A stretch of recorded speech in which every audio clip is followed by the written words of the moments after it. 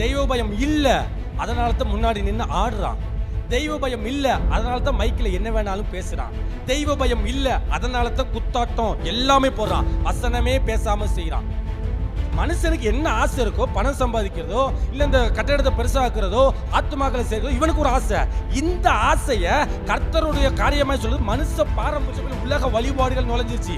உலகத்துல போய் ஒரு மனுஷன் எப்படி என்டர்டைன் பண்ண முடியுமோ அது எல்லாம் திருச்சபைக்குள்ளே வந்து நின்றுச்சு.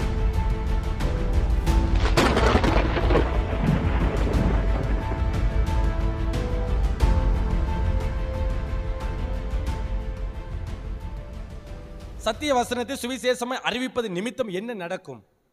நேற்றைய தினத்தில் நம்ம தொடர்ச்சியா ஏசாயா 61வது அதிகாரத்தை தியானிச்சுக்கிட்டே வருகிறோம். ஒவ்வொரு காரியங்கள் எந்தெந்த கூட்டத்தார்னு. இன்றைக்கும் கூட இன்னொரு கூட்டத்தாரை குறித்து ரெண்டுக்கும் உள்ள தொடர்பை நம்ம பார்க்கலாம்.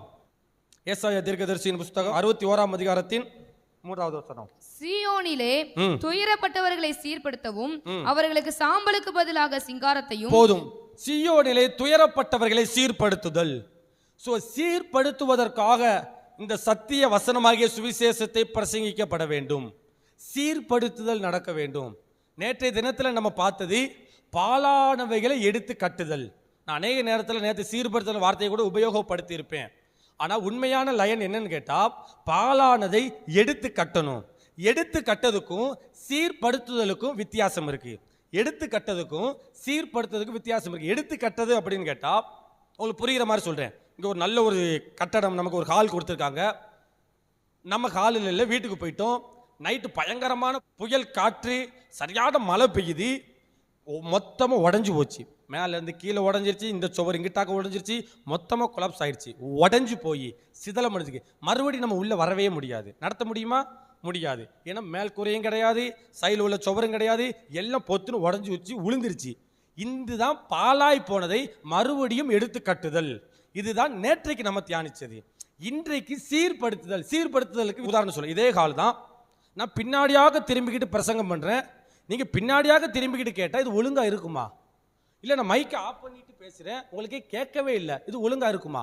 இந்த லைட்டை என் பக்கம் வைக்காமல் வானத்தை பார்த்து வச்சுருக்கோம், இது ஒழுங்காக இருக்குமா? இந்த ஸ்பீக்கரை இங்கே வைக்காமல் 4வது தெருவில் போய் வச்சுருக்கோம், ஒழுங்காக இருக்குமா? இதுக்கு பெயர் தான் சீர்கேடு. இருக்கும். நீங்களும் உட்காந்துருப்பீங்க, நானும் உட்காந்துருப்பேன். மைக் இருக்கும், ஸ்பீக்கர் இருக்கும், லைட் இருக்கும், கேமரா இருக்கும். அது இருக்க வேண்டிய இடத்துல இல்லாமல் எங்கெங்கேயோ இருக்குமா? இதற்கு பெயர் தான் சீர்படுத்துதல். இது புரிஞ்சாதான் நேற்றுக்குள்ள பிரசங்கத்துக்கும் இன்னைக்குள்ள பிரசங்கத்துக்கும் வித்தியாசம் தெரியும். கர்த்தர் ஒரு வசனத்துக்கு இன்னொரு வசனத்துக்கும், ஒரு வார்த்தைக்கும் இன்னொரு வார்த்தைக்கும் வித்தியாசம் இல்லாமல் மறுபடியும் எழுத மாட்டாரு.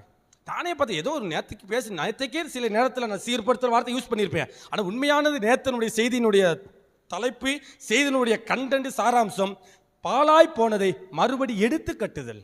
எடுத்து கட்டுதல் என்பது வேறு, சீர்படுத்துதல் என்பது வேறு. இன்றைக்கு நம்ம பார்க்கிறது சீர்படுத்துதலை குறித்து பார்க்க போகிறோம். இந்த சீர்படுத்துதல் எப்போ நடக்கும், யார் நடத்துவாங்க, இந்த சீர்படுத்தக்கூடிய ஊழியத்தை யார் செய்வது? இது ஒரு ஊழியம், அதையும் சொல்லிடுறேன். சீர்படுத்துதல் என்பது ஒரு ஊழியத்தினுடைய ஒரு வகை. ஊழியத்தினுடைய பல வகையில இதையும் செய்ய ஆரம்பிப்பாங்க. இந்த சீர்படுத்தக்கூடிய ஊழியம் யாருடைய கைகளில் கொடுக்கப்படுகிறது, அவர்கள் எந்த அபிஷேகத்தை பெற்றவர்கள், அவர்களுக்கும் சுவிசேஷத்துக்கும் என்ன சம்பந்தம் என்பதை ஒரே ஒரு வேத வசனத்தை நம்ம வாசிக்கும் போது எல்லாருக்குமே அது புரிந்துவிடும். மத்தேயு 17ஆம் அதிகாரத்தின் 11வது வசனம். இயேசு அவர்களுக்கு பிரதியுத்தரமாக, எலியா முந்தி வந்து எல்லாவற்றையும் சீர்படுத்துவது மெய்தான், ஆனாலும் எலியா வந்தாயிற்று என்று உங்களுக்கு சொல்லுகிறேன். அவனை அறியாமல் தங்கள் இஷ்டப்படி அவனுக்கு செய்தார்கள். இவ்விதமாய் மனுஷகுமாரனும் அவர்களால் பாடுபடுவார் என்றார். எலியா வந்து முந்தி எல்லாவற்றையும் சீர்படுத்துவது மெய்தான், அது உண்மைதான். இந்த சீர்படுத்தக்கூடிய ஊழியம் தீர்க்க தரிசன அபிஷேகத்தில் நிரப்பப்பட்ட ஒரு சுவிசேஷகன் செய்ய வேண்டிய வேலை. இந்த சீர்படுத்தக்கூடிய ஊழியம் சீர்படுத்துவது ஏன்னு கேட்டா, பல காரியங்கள் சீர் இல்லாமல் இருக்கு. கட்டடத்தை கட்டியாச்சு, பொருளெல்லாம் வாங்கியாச்சு, பொருள் இருக்க வேண்டிய இடத்துல இருக்கணும், பயன்பட வேண்டிய நேரத்தில் சரியா பயன்படணும். மைக்கு இந்த டயத்தில் ஆன் பண்ணா எனக்கு பேசும்போது கேட்கணும். 10:45 இது ஆன் ஆகுதுன்னு கேட்டா இது ஆன் ஆகி யாருக்கும் பிரயோஜனமா? அப்பனா சீர்படுத்ததில் நேரம் இருக்கு. எந்த நேரத்தில் எது செய்ய வேண்டும், நேரம் இருக்கு, இடம் இருக்கு. எந்த இடத்துல எது சீர்படுத்தப்பட வேண்டும், இந்த இடத்துல தான் ஃபோக்கஸ் லைட் இருக்கணும்னா அந்த இடத்துல தான் இருக்கணும். அப்பனா சீர்படுத்துவதில் நேரம் இருக்கு, இடம் இருக்கு, ஒழுங்குமுறை இருக்கு. இதுதான் சீர்படுத்துதல். இந்த சீர்படுத்துவதற்காகத்தான் இரண்டாவது முறையாக எப்படி 2 ராஜாக்கள் 2வது அதிகாரம் 11வது வசனத்துல எலியா அக்கினிமயமான ரதத்தில் எடுத்துக்கொள்ளப்பட்டானோ, மறுபடியும் இந்த பூமிக்கு அவன் வந்து மறுபடியும் சீர்படுத்தக்கூடிய ஊழியத்தை துவங்குவான். அவன் தான் பெரிய லெவல்ல பண்ண போறான் சீர்படுத்தக்கூடிய ஊழியத்தை. அதற்கு முன்னாடி எழுப்புதலில் பிறக்கிற புதிய தலைமுறை அந்த ஊழியத்தை துவங்க ஆரம்பித்து விடுவார்கள். எலியாவோடு அவர்கள் இணைந்து செயல்பட போறாங்க. இதுக்கு 2 உதாரணம் வேத வசனத்தை நான் சொல்றேன். மல்கியா தீர்க்கதரிசியின் புஸ்தகம் கடைசி அதிகாரத்தின் 5வது வசனம், 4 அதிகாரம் இருக்கும், அது 5வது வசனத்தை பார்த்தால், கர்த்தருடைய பெரிதும் பயங்கரமுமான நாள் வருவதற்கு முன்னாடி நான் எலியா தீர்க்கதரிசியை உங்களிடத்தில் அனுப்புகிறேன். எலியா தீர்க்கதரிசி எடுத்துக்கொள்ளப்பட்டானே, அதே எலியா மறுபடியும் உங்களிடத்தில் அனுப்புறேன்னு மல்கியா தன்னுடைய தீர்க்க தரிசன புஸ்தகத்தில் எழுதி வச்சுட்டாரு. அதுதான் இஸ்ரவேல் ஜனங்களுக்கு எலியா வருவார், எலியா வருவார், எலியா வருவார் விசுவாசம். இயேசுவை பார்த்து எலியான்னு கூட சொன்னாங்க. இல்லை, எலியா அப்பதான் கேட்கிறாங்க, எலியா வந்து எல்லாவற்றையும் சீர்படுத்துவது மெய்தான். இயேசுவே சாட்சி சொல்றாரு. இது மல்கியா தீர்க்கதரிசி புஸ்தகத்தில் எழுதின அதே வார்த்தையை இயேசுவானவர் தன்னுடைய வாழ்ந்த நாட்களில் எலியா வந்து முந்தி எல்லாவற்றையும் சீர்படுத்துவது மெய்தான். இது எப்ப நிறைவேறும் தெரியுமா? வெளிப்படுத்தின விசேஷம் 13வது அதிகாரத்தில் பார்க்கும்போது 2 சாட்சிகள் 1260 நாள் அளவும் இந்த பூமியில ரெட்டுடுத்திக்கிட்டு அவருக்கு தீர்க்க தரிசனம் சொல்லிக்கிட்டு தெரிவாங்களாம். 1260 நாள் டிவைடட் பை 365 போட்டு பாருங்க, 3.5 காட்டும். 3 வருஷம். இந்த உபத்திரவத்தின் கடைசி 3 வருஷத்துல எலியா தீர்க்கதரிசியும் இன்னொரு ஊழியக்காரன் 2 சாட்சிகள் இந்த பூமிக்கு வந்து தங்களுடைய ஊழியத்தை செய்ய போறாங்க. அது ஒரு தீர்க்க தரிசனத்தோடு ஊழியத்தோடு அவர்கள் செய்ய போறாங்க. இந்த சீர்படுத்துதல் ஊழியம், நான் சொன்ன மாதிரி இந்த எழுப்புதலானது ஏதோ ரகசிய வரியோடு முடிந்து போவது கிடையாது. அது அந்தி கிறிஸ்துனுடைய ஆட்சிக்கெல்லாம் போகணுமே. அந்த கடந்து வர பாதையில எலியாவும் ஜாயிண்ட் ஆவாரு. நம்ம எடுத்து வைக்கிற இந்த எழுப்புதல் இருக்கே, இதற்கு பின்னாடி பல நபர்கள், பல மனிதர்கள், பல சேனைகள் எழும்பு இந்த எழுப்புதலை கடத்திக்கிட்டே போவாங்க. அதுல ஒண்ணு உபத்திரவத்தின் நாட்களில் 2வது உபத்திரவம் 3 வருஷத்துல எலியாவும் இந்த ஊழியத்தோடு சேர்ந்து அவர் எழுப்ப ஆரம்பிப்பாரு. அதனால தான் சொல்றோம் இந்த எழுப்புதல் எவ்வளவு முக்கியமானது. இந்த மாதிரி சீர்படுத்துதல் என்பது ஒரு தீர்க்க தரிசன வரம் பெற்ற அழைப்பு கிடையாது. வரம் பெற்றவர்கள் சுவிசேஷமாய் செய்ய வேண்டிய ஒரு ஊழியம் சீர்படுத்துதல். எலியா வந்து செய்ய போறாரு. அவருடைய நாட்களில் இந்த பூமி எப்படி இருக்குமோ அவர் செய்யட்டும். எலியா வந்து இங்க பூமி எப்படி பார்க்க போறாரு? எலியா எவ்வளவு பெரிய பிரச்சனையை ஃபேஸ் பண்ண வேண்டியிருக்கு. 7வது நாள் ராஜ்யத்தின் சுவிசேஷத்தை குறித்து நம்ம தியானிக்கும் போது இந்த டெக்னாலஜி, AI இதை குறித்து நம்ம பார்க்கலாம். சீர்படுத்துதல் என்பது ரொம்ப முக்கியமானது. இப்போ இந்த நாட்களில் ஒரு சுவிசேஷகன் எழும்பி எதை சீர்படுத்த வேண்டும், எப்படி சீர்படுத்த வேண்டும்? எழுந்து கட்டுதல் என்பது வேறு, அது இடிஞ்சு போனது, அதை கட்டணும். சீர்படுத்துதல் இருக்கு, ஆனா தப்பு தப்பா இருக்கு, ஒழுங்கின்மையா இருக்கு, சரியில்லாம இருக்கு, நேரங்காலம் இல்லாம இருக்கு, இடம் பொருள் ஏவல் அறியாமல் இருக்கு. அதை சீர்படுத்த வேண்டியிருக்கு. அதை நம்ம ஒன்னொன்னா 2 காரியம். 1, இந்த உலகமாகிய சமுதாயத்தை சீர்படுத்த வேண்டியிருக்கு. 2வது சபையை சீர்படுத்த வேண்டியிருக்கு. இந்த ஒரு நல்ல ஒரு சுவிசேஷகன் எழும்பி உலகமாகிய சமுதாயத்தை சீர்படுத்தணும், சபையையும் சீர்படுத்தணும். ஆதியாகமம் 6ஆம் அதிகாரத்தின் 11-12. பூமியானது தேவனுக்கு முன்பாக சீர்கெட்டதாய் இருந்தது, பூமி கொடுமையினால் நிறைந்திருந்தது. தேவன் பூமியை பார்த்தார், இதோ அது சீர்கெட்டதாய் இருந்தது, மாம்சமான யாவரும் பூமி மேல் தங்கள் வழியை கெடுத்துக் கொண்டிருந்தார்கள். இந்த சீர்கேடு என்பது இப்ப நடக்கிற காரியம் கிடையாது.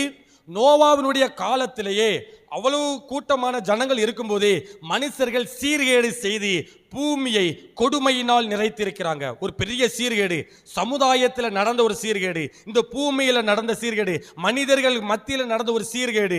ஆதியாகமம் 6வது அதிகாரத்திலே நடந்தது நிமித்தம் கர்த்தர் சீர்கேடை பார்த்து பெரிய ஒரு அழிவை கட்டளையிட்டார். ஜலப்பிரளயத்தை கொண்டு வந்து, பெரிய வெள்ளத்தை கொண்டு வந்து பூமியவை அழித்து புதிய மனிதர்களை பிறக்கவே, புதிய மனித தலைமுறையை அவர் உருவாக்க ஆரம்பித்தார். அப்படி என்று கேட்டால் ஆதியாகமம் 6வது அதிகாரத்தில் என்னென்ன சம்பவம் எல்லாம் நடந்ததோ அதே சம்பவம் இப்போ நாம் வாழ்ந்து கொண்டிருக்கிற இந்த நாட்களில் அது நடந்து கொண்டே இருக்கிறது. 4 காரியம், இன்னும் பல காரியங்கள் நீங்க தியானிக்கும் போது கர்த்தர் வெளிப்படுத்துவாராக.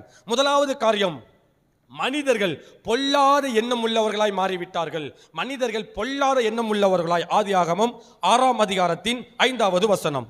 மனுஷனுடைய அக்கிரமம் பூமியிலே பெருகினது என்றும் அவன் இருதயத்தின் நினைவுகளின் தோற்றமெல்லாம் நித்தமும் பொல்லாதது என்றும் கர்த்தர் கண்டு. இந்த சமுதாயம் எப்படிப்பட்ட சமுதாயமா இருக்குன்னு கேட்டா, ஜனங்கள் பொல்லாத சிந்தை உள்ளவர்களாய், இருதயத்தின் தோற்றமே அவங்க செய்யறதுக்கு முன்னாடி சிந்திக்கிறாங்க. இந்த சிந்திக்கிறதே நினைவுகளின் தோற்றமாய் கர்த்தரை கோபப்படுத்துகிறது. மனுஷனுக்கு விரோதமாக மனுஷன் எழும்பி அவன் அடிக்கிறது கொல்றது, அவன் அடிக்க கொல்ல கூட செய்யல, சிந்திக்கிறானே.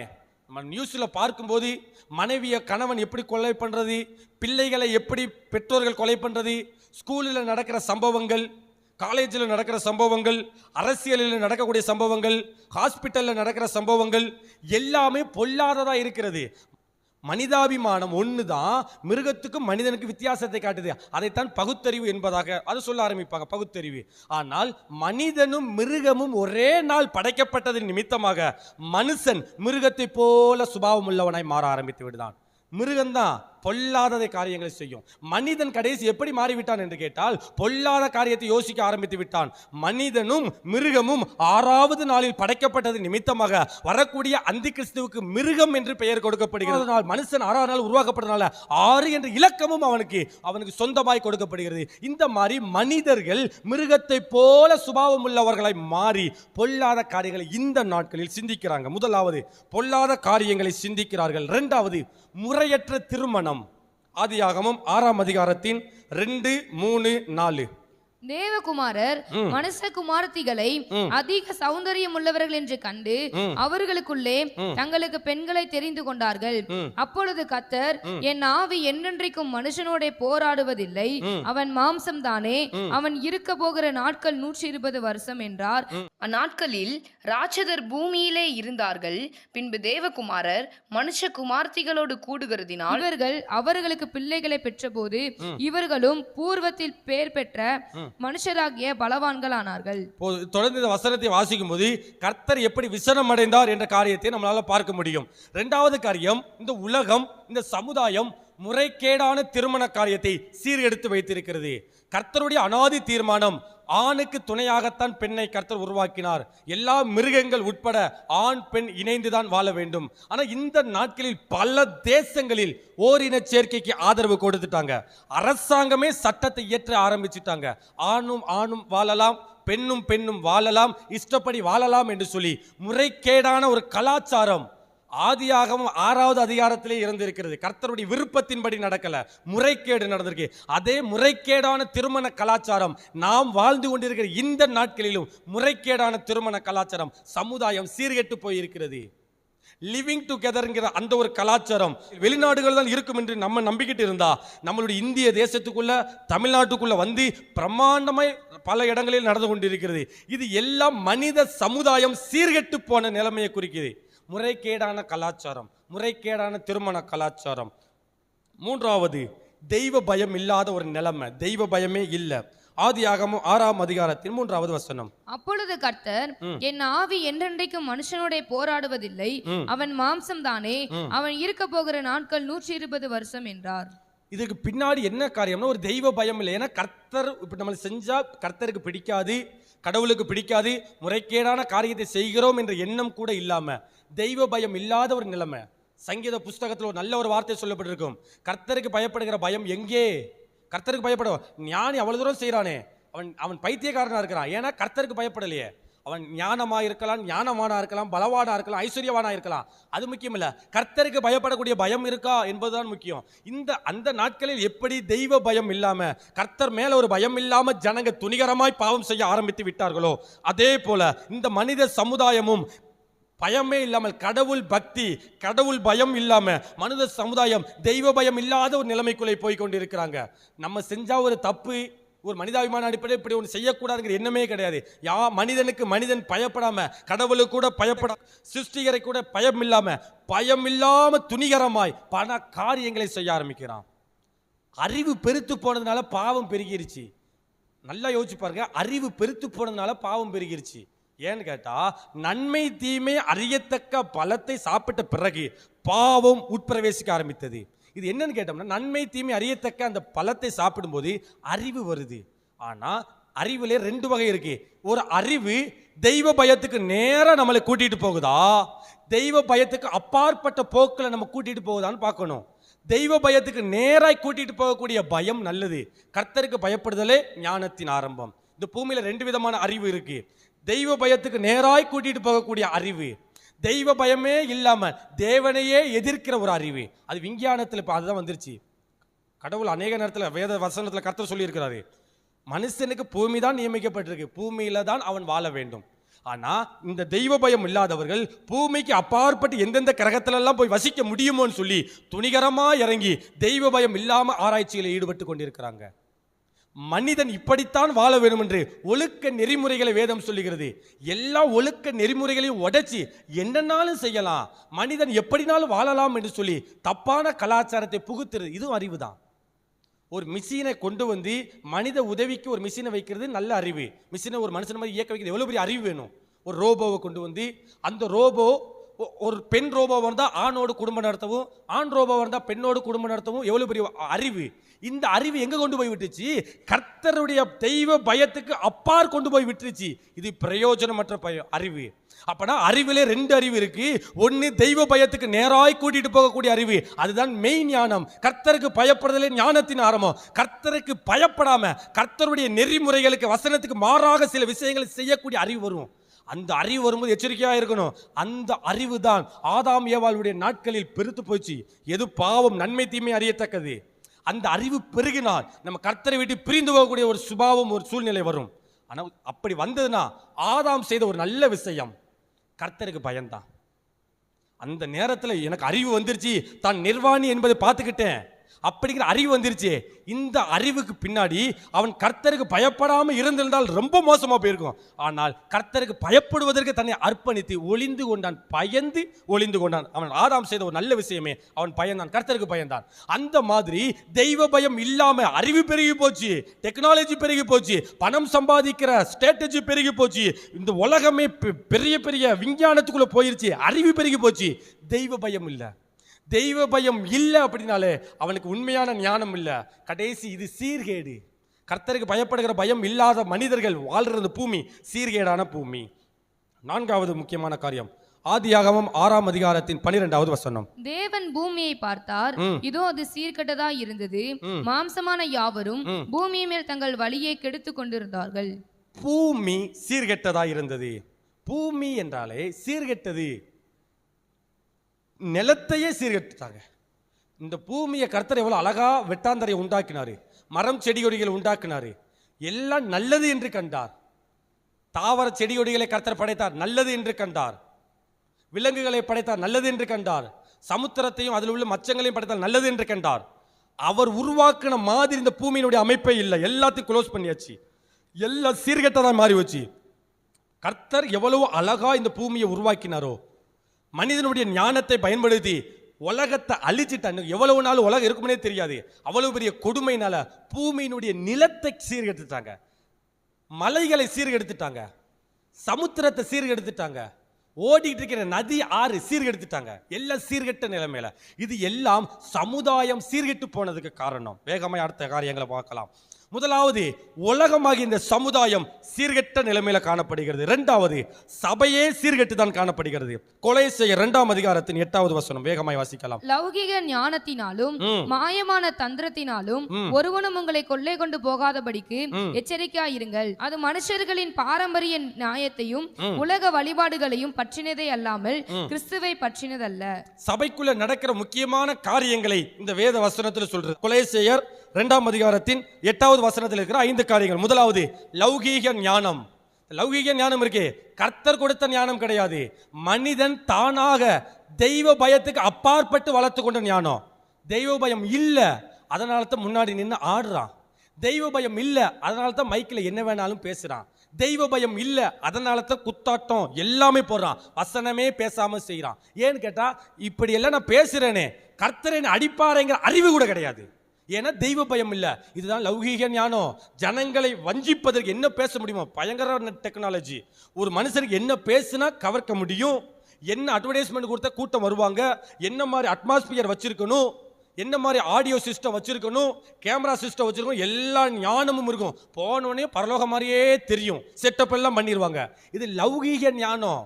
இது சபைக்குள்ள நுழைய ஆரம்பிச்சிருச்சு. இரண்டாவது, மாயமான தந்திரம். ஒரு மனுஷனை ரட்சிப்புக்காரரை நடத்தணும்னா கர்த்தரால மட்டும்தான் முடியும், கர்த்தர் தான் செய்யணும். அப்போஸ்தலர்கள் போய் யார்கிட்டையும் பணத்தை தாங்கன்னு கேட்கல, அப்போஸ்தலருடைய பாதத்தில் இவர்களாய் போய் போட்டார்கள். அதுதான் உண்மையான எழுப்புதல் வீரன்.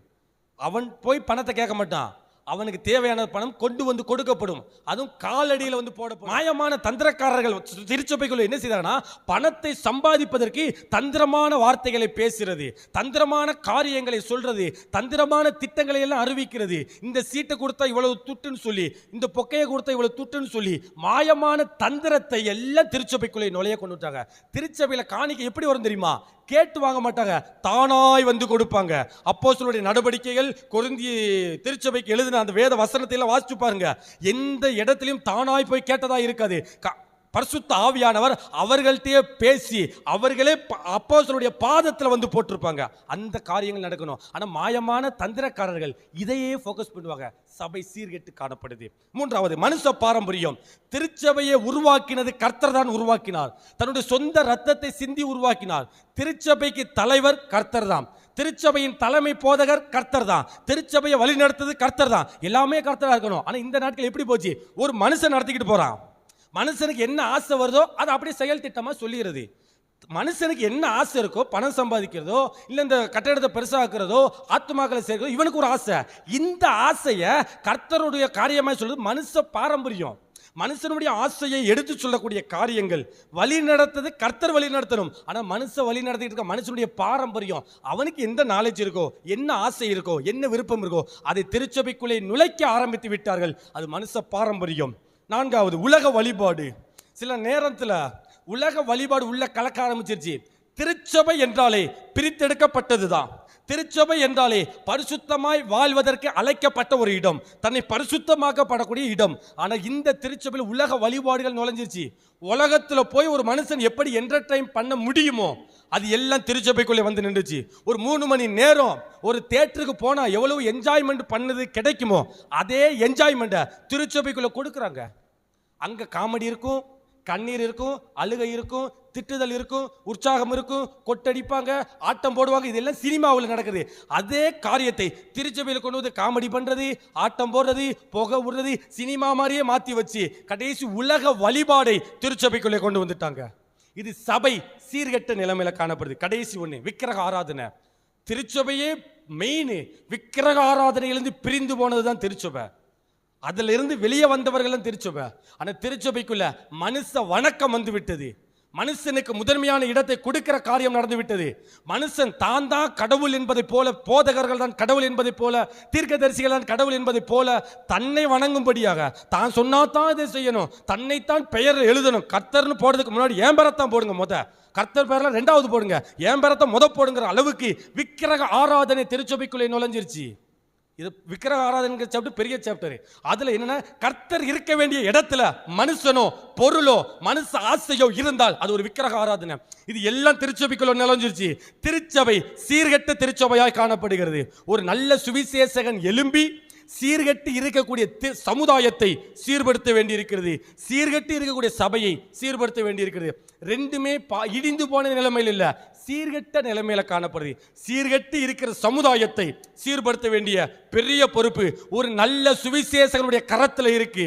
சீர்கெட்டு போயிருக்கூடிய சபையை மறுபடியும் சீர்படுத்துவதற்கு நல்ல சுவிசேஷகனுக்கு கர்த்தர் அந்த அதிகாரத்தை கொடுக்கிறார். இருக்கிற இடத்துல எல்லாருமே எழுந்து நின்று நம்முடைய கொஞ்சம் நேரம் ஜோம் பண்ணிட்டு நம்ம முடிக்கலாம். கர்த்தருடைய இருதயத்தை பாருங்களேன். கர்த்தர் பூமியை பார்த்தார் என்றால் சந்தோஷப்படுவாரா? கர்த்தர் சந்தோஷப்படுற மாதிரி இந்த பூமி இருக்கா? ஆதியாகமம் முதல் அதிகாரத்தில் கர்த்தர் பேசினாரே, வார்த்தையினால உண்டாக்கினாரே, அதே பூமி அதே மகிமையோட, அதே அழகோட, அதே பலத்தோட இப்ப இருக்கான்னு கேட்டா இல்ல. பூமி சீர்கெட்டதாய் மாறிவிட்டது. மனிதனை பார்த்து கர்த்தர் நல்லது நல்லது என்று 2 முறை சொன்னாரே. இன்னைக்கு கர்த்தர் மனுஷனை பார்த்து சந்தோஷப்படுவாரா? மனுஷன் தனக்கென்று தீய வழிகளை, பொல்லாத வழிகளை நியமித்து கொண்டான். கர்த்தர் சந்தோஷப்படுவாரா? 1000 வருடம் அரசாட்சி நடக்கணும்னா இந்த பூமியும் சீர்படுத்தப்பட வேண்டும், ஜனங்களும் சீர்படுத்தப்பட வேண்டுமே. சீர்படுத்தக்கூடிய ஊழியம் ஒரு தீர்க்க தரிசன அபிஷேகம் வரம் பெற்ற ஒரு சுவிசேஷனுடைய கையிலே கொடுக்கப்படுகிறது. எலியா செய்ய போறாரு, அதுக்கு முன்னாடி ஒரு சேனை எழும்ப வேண்டி இருக்கு. சபை தன்னுடைய சொந்த ரத்தத்தை சிந்தி சம்பாதித்த திருச்சபை சபை சாதாரண மனுஷன் உருவாக்குனது கிடையாது. கர்த்தர் தன்னுடைய ரத்தத்தை சிந்தி சம்பாதித்த திருச்சபை. இன்னைக்கு திருச்சபையை பார்த்து கர்த்தர் சந்தோஷப்படுவாரா? ஊழியர்களை பார்த்து கர்த்தர் சந்தோஷப்படுவாரா? விசுவாசிகளை பார்த்து கர்த்தர் சந்தோஷப்படுவாரா?